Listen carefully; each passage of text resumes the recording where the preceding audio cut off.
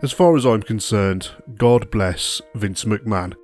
He's been an omnipresent force in my wrestling fandom from the day I first set eyes on the product in the early 90s as a curious child, as he made his presence felt as the voice and often the face of the World Wrestling Federation, through to my transition into an unashamed smark as a teenager, where Vince transformed in my mind to the godfather of modern pro wrestling, pulling all the strings until literally yesterday.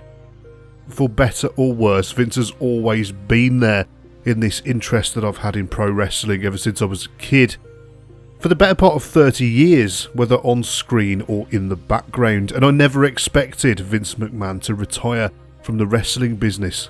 Even after all of the scandal that's been hinted at recently, I never imagined that he'd actually retire.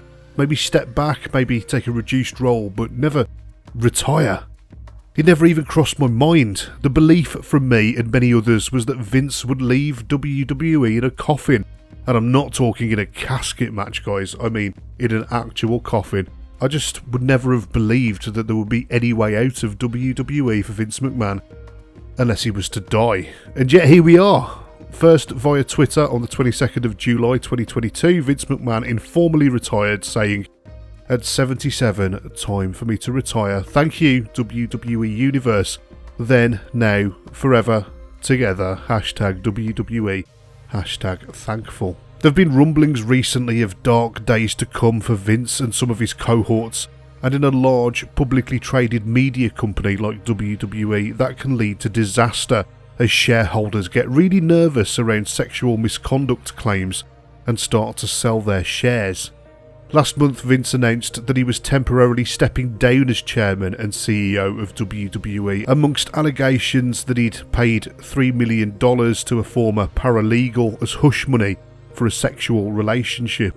Without getting into the weeds of the allegations, because all of that information has been reported thousands of times online already, that $3 million turned into multi-millions of dollars, and multiple other people became involved as well, including Head of Talent Relations John Laurinaitis. Later in the day, on the 22nd of July, Vince released a formal statement on the website saying that Stephanie McMahon would remain as chairwoman and co-CEO of the company, and Nick Khan would remain as co-CEO as well. Reports suggest that Triple H will replace John Laurinaitis as Head of Talent Relations. The cynic in me wonders whether Vince is going to actually be able to step down, or whether he will still be there in the background, running things from the shadows, in all but name.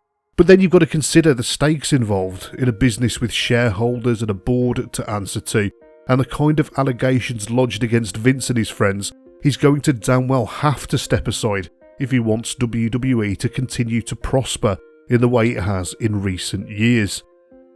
And while it's not the exit I ever imagined for Vince, it's probably for the best, with all of the talk about Raw becoming TV-14 recently, and fans hoping and clamouring for some sort of return to the Attitude Era, or at least something approaching it.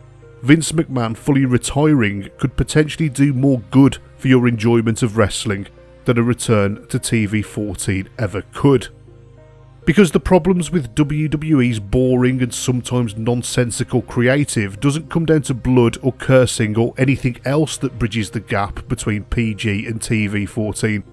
Bad creative is bad no matter what the TV rating is.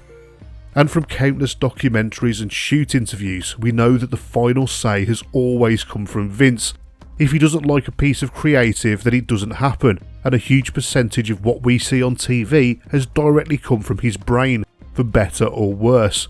Often, recently, to be honest, for the worst. The Gobbledygooker, Mae Young giving birth to a rubber hand, the Kiss My Ass Club. I could go on and on and on, and in a more general sense, the literal hundreds of promising talent we expected to be future main event superstars who had their legs cut out from underneath them. I'm looking at the likes of Cesaro and Rusev. They were all thanks to Vince, because WWE has always been his, and his DNA has always been over every aspect of the product.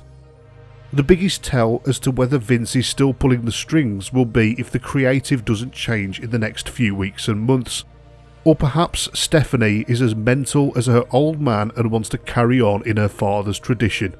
Time will tell in the next few months, and we'll see if anything changes in terms of the creative and the company's direction. But for now, this is a huge moment and one that I never thought we'd see. Thank you, Vince McMahon, for the great memories. I'll try and forget the bad ones.